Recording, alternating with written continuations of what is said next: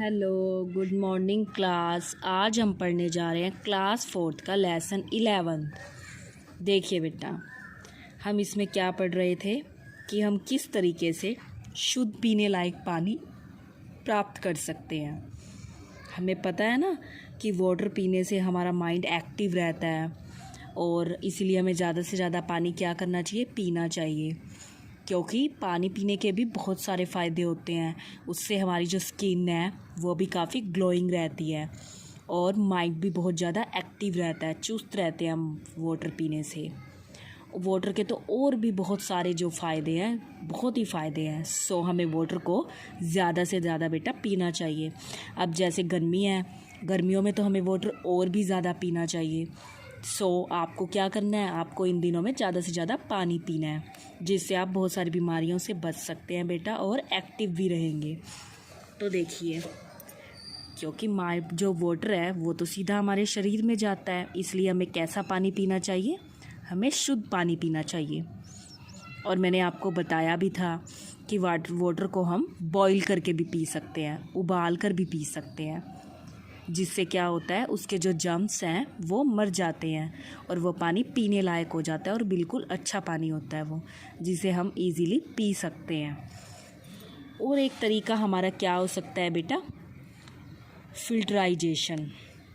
देखिए, the process of purifying water by passing it through a fine cloth or filter paper is called filtration।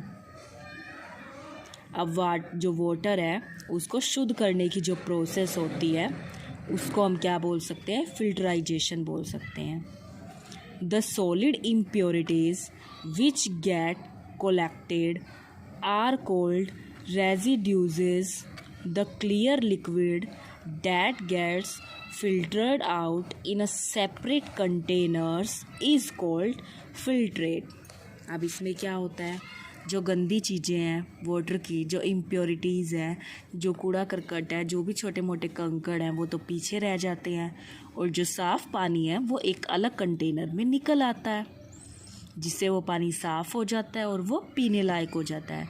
जैसे देखिए, आपके बहुत सारे बच्चों के घर में आरओ होगा, जिससे क्या होता है, वो पानी को क्या करता है, शुद्धि तो करता है, पीने लायक ही तो बनाता है और उसकी इम्प्योरिटीज़ को एक जगह इकट्ठा कर देता है और पीने लायक पानी एक जगह हो जाता है, जिससे आपको साफ़ पीने वाला पानी मिलता है।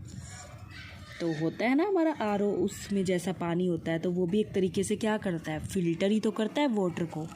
वही चीज़ क्या बता रखे हैं, फिल्टराइजेशन मीन्स पानी को वो साफ़ कर देता है, जिससे जो पानी है वो पीने लायक बच जाता है। अब जैसे यही देखिए, नीचे तो इम्प्योरिटीज़ हैं और ऊपर क्या है, शुद्ध पीने लायक पानी है जो अलग कंटेनर में इकट्ठा हो गया है। तो यह शुद्धियों को क्या कर रहा है, साफ़ कर रहा है, जिससे हमें पीने वाला पानी अलग मिल जाता है। आगे देखिए बेटा, देखिए, water on the surface of the earth also get filtered through layers of soil and gets collected as underground water। Chlorination। Chlorine is used to kill germs। Chlorine tablets are added to water to kill germs and to purify it। This process is called chlorination। अब वो क्या कह रहा है कि chlorine क्या होती हैं, क्लोरीन की ना छोटी छोटी बेटा टैबलेट्स आती हैं, गोलियां आती हैं, जिनको वाटर के अंदर डाल देते हैं, जिससे क्या हो जाते हैं, उसके जो जर्म्स हैं, जो हार्मफुल जर्म्स होते हैं, वो किल हो जाते हैं, वो मर जाते हैं, जिससे वो पानी क्या हो जाता है, साफ़ हो जाता है। ये भी एक तरीके से वाटर को प्यूरिफाई करने की, मीन्स साफ़ करने की एक तरीके की हमारी जो है वो प्रोसेस होती है। इससे भी हम वाटर को साफ़ कर सकते हैं और जो पानी है वो हमारा पीने लायक हो सकता है। आगे देखिए, besides chlorine, bleaching powder and potassium permanganate are also use to purify water. अब उसने कुछ चीज़ों के नाम बताए हैं, जैसे क्लोरीन हो गया, ब्लीचिंग पाउडर हो गया और पोटाशियम परमैंगनेट हो गया। ये भी क्या करते हैं, वाटर को प्यूरिफाई करने का काम करते हैं, मीन्स वाटर को साफ़ करने का काम करते हैं बेटा ये। आगे देखिए, a few useful tips means कौन कौन सी हमारी यूज़फुल टिप्स हो सकती हैं। देखिए, all through our earth 70% surface is covered with water, means जो हमारी अर्थ का 70% भाग है वो किससे है, गिरा हुआ है, वाटर से। Yet we have very little amount of water to drink, फिर भी हमें बहुत कम मात्रा में पानी चाहिए होता है पीने के लिए। Hence we should not waste water, लेकिन इसलिए हमें क्या करना चाहिए, पानी को वेस्ट नहीं करना चाहिए। अब देखिए आगे, देखिए बेटा, we should always drink clear water, और हमें हमेशा कैसा पानी पीना चाहिए, साफ़ पानी पीना चाहिए। हमें पता है ना, जो वाटर है बेटा वो हमारा नेचुरल रिसोर्स है, और जितने भी नेचुरल रिसोर्स हैं वो लिमिटेड है हमारे पास, और वाटर की कमी हो जाएगी तो हमें बहुत ज़्यादा प्रॉब्लम हो जाएगी। सो हमें वाटर को बिल्कुल भी लिमिटेड ही यूज़ करना चाहिए, बिल्कुल भी उसको वेस्ट नहीं करना चाहिए। जितना आपको चाहिए आपको उतना ही पानी लेना चाहिए। तो देखिए वो क्या कह रहा है, आप जब भी पानी पियो तो आपको बिल्कुल साफ़ पानी पीना चाहिए, बिकॉज़ हमें पता है वो तो सीधा हमारी बॉडी के अंदर जाता है। अगर आप गंदा पानी पियोगे तो आपको डिसीज़ हो सकती है, बहुत सारी बीमारियां हो सकती हैं, और वाटर तो हमारी बॉडी को बहुत हेल्दी रखता है। सो हमें बिल्कुल साफ़ सुथरा पानी पीना चाहिए। We can prevent water contaminations is the following ways, जैसे कि देखिए, store water in a clean place, जहाँ पर भी आप वाटर को रख रहे हो, मीन्स जहाँ पर भी आपका पीने वाला पानी है उसको आपको एक बिल्कुल साफ़ सुथरी जगह पर रखना चाहिए। Keep the drinking water is covered storage vessels, मतलब उसे अच्छे तरीके से कवर करके रखना चाहिए। Do not keep drinking water near drains और गार्बेज बीन्स, आपको कभी भी पीने वाले पानी को ऐसी जगह पर नहीं रखना चाहिए जिसके आसपास क्या हो, कूड़ा करकट हो, वैसे स्मेलिंग हो जाती है। देखो, अगर आप उसको डस्टबिन के पास रख रहे हैं, किसी ऐसी जगह रख रहे हैं जहाँ पर बहुत सारी गंदगी है, तो उससे पानी भी ख़राब हो जाता है। सो आपको पीने वाले पानी को ऑलवेज़ बिल्कुल साफ़ सुथरी जगह पर रखना चाहिए, और डस्टबिन वगैरह से उसको दूर रखना चाहिए।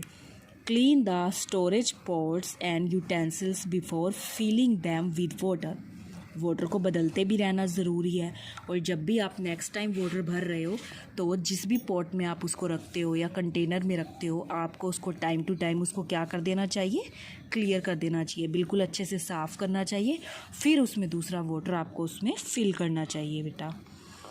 आगे देखिए, clean your water storage tanks regularly, जो आपका वाटर के जो टैंक होते हैं उनको टाइम टू टाइम आपको क्या करना चाहिए, क्लीन करते रहना चाहिए, साफ़ करते रहना चाहिए, क्योंकि वाटर हमारे लिए बहुत ही नेसेसरी है। इसलिए हमें वाटर को सेव तो करना ही चाहिए और साफ़ सुथरा पानी पीना चाहिए। हमेशा गवर्नमेंट कहती है ना सेव वाटर्स, तो आपको क्या करना चाहिए, वाटर को सेव करना चाहिए, गवर्नमेंट की हेल्प करनी चाहिए इस चीज़ में बेटा। आप बिल्कुल भी पानी फालतू में आपको वेस्ट बिल्कुल भी नहीं करना चाहिए। तो देखिए बेटा, अब आप क्या करेंगे, अब आप करेंगे इसके क्वेश्चन आंसर्स। देखिए, इसमें हमारा फर्स्ट क्वेश्चन दिया हुआ है, what do you understand by weather, आप वेदर से समझते क्या हो। Weather is the condition of a atmosphere of a place as a particular time in terms of temperature, wind, moisture and air pressure. The weather can be cold, windy, hot, dry और humid। अब मैंने बताया था जो climate है वो तो एक लॉन्ग पीरियड तक एक जैसा रहता है, लेकिन वेदर उसने क्या कहा है, जो उस टाइम पे एक पर्टिकुलर टाइम पे उस जगह पर होता है, और किस किस कारणों से, जैसे कि temperature, wind, moisture, air pressure, इन सभी की वजह से जो अचानक से मौसम बन जाता है। जैसे अभी देख लो, कभी कभी वैसे तो समर सीज़न है पर कभी कभी बादल छा जाते हैं ना एकदम से और बारिश हो जाती है, मतलब जो अचानक से जो चीज़ होती है और जो कुछ घंटों के लिए बनता है, फ्यू आवर्स के लिए, उसको तो हम क्या बोल सकते हैं बेटा, वेदर। और जो एक लॉन्ग पीरियड के लिए होता है उसको हम क्या बोल सकते हैं, क्लाइमेट। आगे देखिए, name the factors affecting the weather of a place, factor that affect the weather of a place are temperature, rainfall, moistures in the atmosphere and wind conditions. अब उसने यही कहा है कि वेदर पे कौन कौन सी चीज़ें इफ़ेक्ट डालती हैं, क्या क्या कारण हो सकते हैं उसके, जैसे कि टेम्परेचर हो गया, वहाँ का तापमान, रेनफॉल, मॉइस्चर्स, विंड कंडीशंस, इस तरीके की चीज़ें तो वेदर पे इफ़ेक्ट डालती हैं। ठीक है बेटा, वेदर जो होता है वो कुछ घंटों के लिए हो सकता है, और क्लाइमेट में मतलब कुछ समय के लिए, लॉन्ग पीरियड के लिए जब एक जैसा मौसम बना रहता है तो उसको तो बोलते हैं क्लाइमेट। और जो कुछ घंटे के लिए एक पर्टिकुलर जगह पर उस तरह का मौसम हो जाता है उसको हम क्या बोलते हैं, वेदर। तो इसमें हमें ये चीज़ बता रखी है। आगे देखिए बेटा, what is water cycle. Water cycle क्या होती है? The heating of water cases evaporation changing of a gas. The heating of water, जो वाटर की हीटिंग होती है उसके कारण इवेपोरेशन चेंजिंग, जो इवेपोरेशन है वो चेंज हो जाता है गैस में into the liquid state is called condensation. उसको क्या बोलते हैं हम?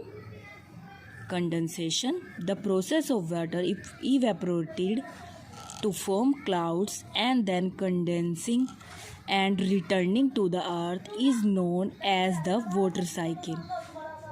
अब वो क्या कह रहा है? The process of water evaporating, जो प्रोसेस होती है वाटर इवेपोरेटिंग की टू फॉर्म ऑफ क्लाउड्स की जो फॉर्म होती है, and then condensing and returning to the earth is known as water cycle. अब हमने बताया था ना कि जो बादल होते हैं वो क्या करते हैं, वो रिवर्स वगैरह से वाटर लेते हैं और भाप बन के आसमान में उड़ जाते हैं, जिससे वो क्या करते हैं फिर बारिश के रूप में वो धरती पर, छोटी छोटी बारिश की बूंदें हैं वो धरती पर उसे गिराते हैं। तो इस प्रोसेस को ही हम क्या कहते हैं? इसको हम बोलते हैं वाटर साइकिल। आगे देखिए बेटा, एक क्वेश्चन इसने हमें दिया है, what are the land and sea breeze. Land क्या होता है और सी ब्रीज क्या होता है? Land breeze, the coastal breeze that blows. तो देखिए बेटा, इसमें उन्होंने हमें क्या कहा था कि लैंड क्या होता है और सी ब्रीज क्या होता है। Land breeze, the coastal breeze that blows land towards the sea especially during the night is called the land breeze। अब वो कह रहा है द कोस्टल ब्रीज, जो समुद्री इलाकों में जो ठंडी ठंडी हवा चलती है, that blows land towards the sea especially during the night is called, ज़्यादातर जो नाइट में चलती है उसको क्या बोलते हैं हम? Land breeze. अब उसने कहा कि सी ब्रीज क्या होता है? The coastal breeze that blows from the sea towards the land is called sea breeze. अब ऐसी कोस्टल ब्रीज जो फ्लो करती है from the sea towards the land की तरफ, उसको हम क्या बोलते हैं? सी ब्रीज बोलते हैं बेटा। अगला क्वेश्चन उन्होंने हमें कहा, how does the sun causes winds to blow. How does, किस तरीके से जो सन है वो विंड है जो ब्लो करती हैं। The sun heats the earth land surface, जो सन है हीट डालता है अर्थ लैंड सरफेस पे। देखिए बेटा, उन्होंने कहा how does the sun cause winds to blow, किस तरीके से जो विंड है वो ब्लो करती हैं। The sun heats the earth land surface, जो सन की हीट्स हैं वो अर्थ लैंड के सरफेस पे पड़ती हैं, which in turn heats the air that is close to land on heating the air spreads. और जो हीटिंग है वो हमारे एयर में फैल जाती हैं, एंड बिकम्स लाइटर, और हल्की हो जाती हैं। Lighter and hot air moves up, और इसी तरीके से जो वो हॉट एयर है वो मूव्स करती हैं, टस क्रिएटिंग अ वॉइड। वो क्या क्रिएट करती हैं? एक वॉइड क्रिएट करती हैं। The cool air from the nearby areas move in to fill this void, this moving air is known as wind. और इस मूविंग एयर को ही हम क्या कहते हैं? विंड बोलते हैं। आगे देखिए बेटा, एक उसने हमें कहा differentiate between evaporation and condensation. अब उसने कहा है कि इवेपोरेशन क्या होता है और कंडेंसेशन क्या होता है हमारा। Evaporation, when water gets heated it changes into water vapour. वो किस चीज़ में चेंज हो जाता है? वो वाटर वेपर में चेंज हो जाता है। and escapes into the atmosphere. इसी प्रोसेस को हम क्या कहते हैं? This process is called evaporation. इसी प्रोसेस को हम क्या बोलेंगे? इवेपोरेशन बोलेंगे बेटा. आगे देखो, एक उन्होंने हमें कहा condensation. When this water comes in contact with, देखिए बेटा, उन्होंने हमें कहा condensation. When this water comes in contact with, दोबारा देखिए बेटा, condensation. When this water comes in contact with cool air, it again changes into liquid form and forms teeny droplets. उसने कहा when the water comes in contact with cool air. जब जो water है वो किसके कांटेक्ट में आता है? कूल एयर के. इट अगेन चेंजेस, वो दोबारा से किस में चेंज हो जाता है? इनटू लिक्विड फॉर्म में. एंड फॉर्म टीनी ड्रॉपलेट्स, और किस फॉर्म में बदल जाता है? वो छोटी छोटी बूंदों में. When they those droplets gate बिगर, जब वो जो ड्रॉपलेट्स हैं वो बड़ी बड़ी हो जाती हैं, the drops fall down as rain, और वही कैसे होती हैं? रेन के रूप में धरती के ऊपर गिरती हैं. This process is called condensation. इस प्रोसेस को हम क्या बोलते हैं? कंडेंसेशन बोलते हैं बेटा. आगे देखिए, what are the different ways of purify water. Means मैंने बताया था कि वाटर हमारे लिए बहुत ही ज़रूरी होता है, और आप उसको किस तरीके से प्यूरिफाई कर सकते हैं, शुद्ध कर सकते हैं.